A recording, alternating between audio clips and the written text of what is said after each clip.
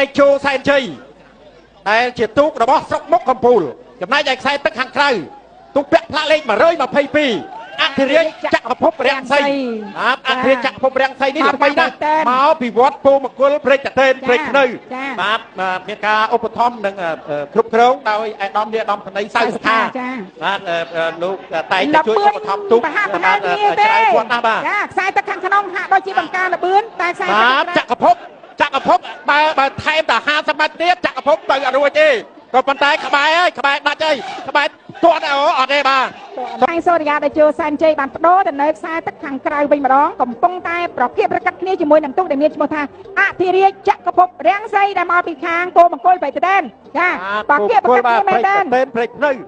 អធិរាជចក្រភពរាំងសីហាក់ដូចជាដកទីចាបាទជើងទី1ឈ្នះនៅពេលនេះលោកអភិបាលខណ្ឌព្រែកភ្នៅបាទលោកសុកសម្បត្តិកំពុងតែតាមដានមែនទេបាទ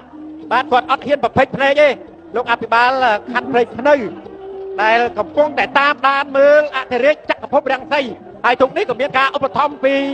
ឯកឧត្តមនាយឧត្តមសេនីយ៍សៅសខាផងដែរខ្សែទឹកខាងក្នុងព្រៀបហើយបាទអធិរាជចក្រភពរាំងសីបាទ5ខ្ទង់ឈ្នះតែ5ខ្ទង់ទេ